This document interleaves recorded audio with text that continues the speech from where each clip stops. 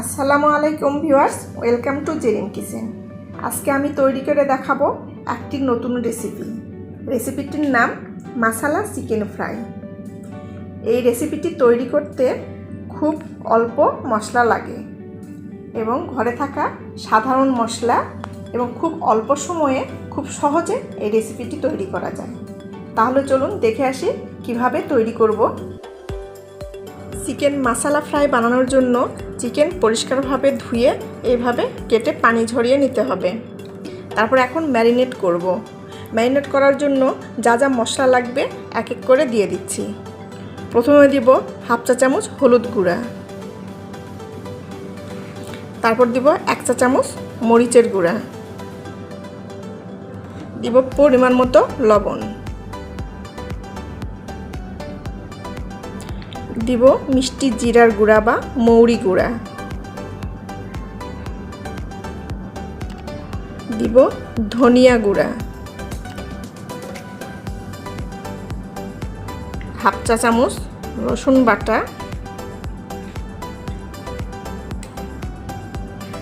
1 চা চামচ আদা বাটা এবং সবশেষে দিব 1 চা চামচ লেবুর রস। এখন এই সব একসঙ্গে ভালোভাবে মিশিয়ে নিয়ে ম্যারিনেট করে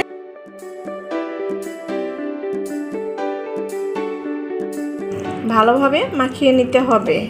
এভাবে মাংস কাটা অংশের ভিতর যেন মশলাগুলো ভালোভাবে ঢুকে যায়।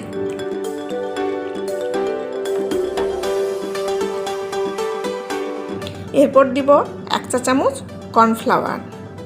এতে করে যা হবে, চিকেনের উপর যে মশলাগুলো আছে ওগুলো ভালোভাবে চিকেনের গায়ে লেগে থাকবে এবং তেলে ভাজার সময় চিকেনটা পুড়ে যাবে না। আর হ্যাঁ, আপনাদের কাছে যদি কর্নফ্লাওয়ার না থাকে তাহলে সাধারণ ময়দা বা আটাও দিতে পারেন। এভাবে চিকেনগুলো ম্যারিনেট করে 2 ঘন্টা রেখে দেব।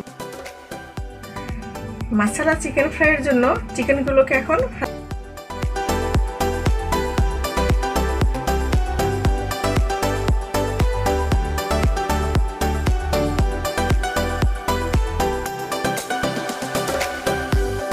এভাবে ডিপ ফ্রাই করে নিই।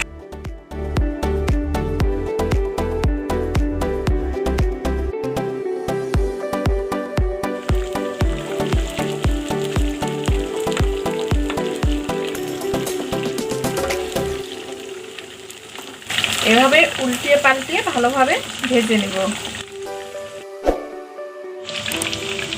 চিকেনগুলো ফ্রাই করে নেওয়া হয়ে গেছে, এখন আমি উঠিয়ে নিব।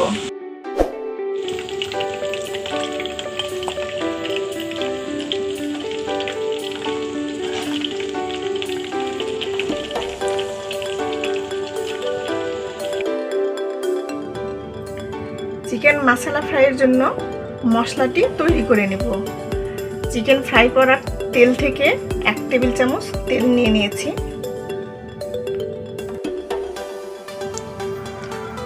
দিব হাফ কাপ পেঁয়াজ,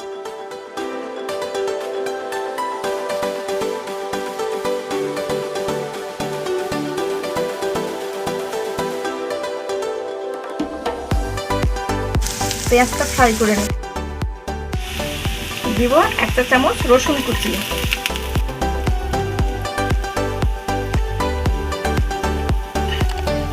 ভালোভাবে ফ্রাই করে। পেঁয়াজ রসুন কুচিগুলো ব্রাউন হয়ে এসেছে, এখন আমি কাঁচামরিচ কুচি দিব 1 চা চামচ। আবারও ভেজে নিব। এখন দিব 1টা শুকনো মরিচের কুচি,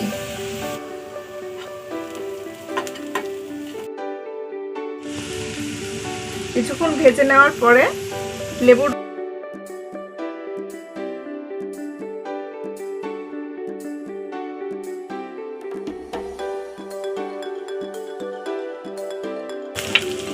এখন দিব 1 টেবিল চামচ চিলি সস,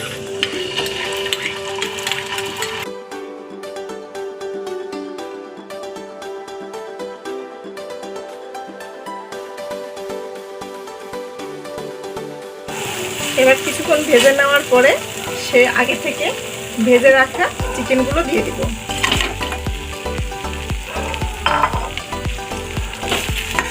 এখন মশলাগুলোর সাথে চিকেনগুলোকে ভালোভাবে মিশিয়ে নেব।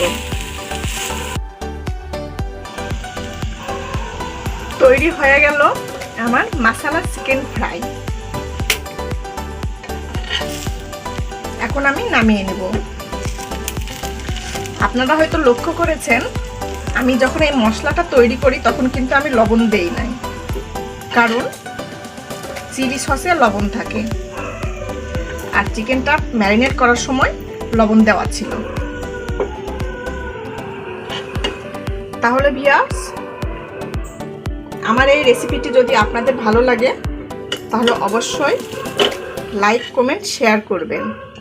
আর হ্যাঁ, আমার চ্যানেলে যদি নতুন হয়ে থাকেন তাহলে সাবস্ক্রাইব না করে যাবেন না। আবারও কোনো নতুন রেসিপি নিয়ে ফিরে আসবো। ততক্ষণ ভালো থাকবেন, সুস্থ থাকবেন। আল্লাহ হাফেজ।